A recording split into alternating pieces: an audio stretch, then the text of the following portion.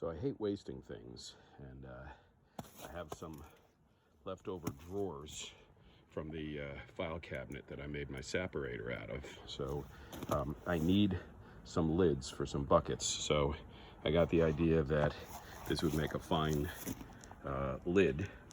So I'm just going to trace it out. I'm going to cut it, pop a pin through it, and you'll see the finished result. So I cut it out using my jigsaw, and now I'm going to take my flat file and file the sharp edges of it, and then I'll put a pin through it. So I think it's going to work just fine. I'll put it in place here. It's the right size and shape, but I need to cut a little V right in the center to go over that raised part that looks like a rooster's comb.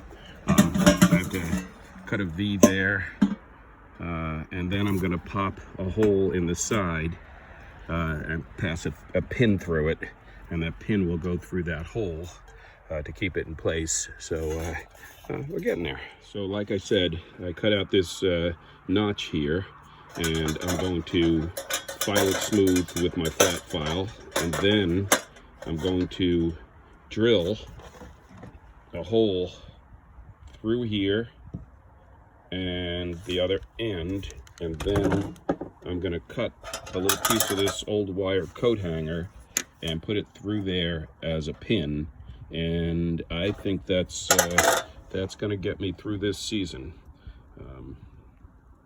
That's what I get for not getting all my supplies lined up before everybody ran out of them, but that's okay. I think we're gonna make it.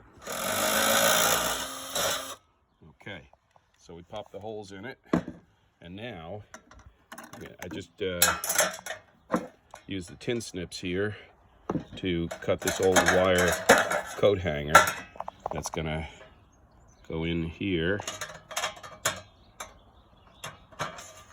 and through to out this other side, and then we'll hang it from the bucket. Well, I gotta say, I'm not too disappointed with the way that it turned out.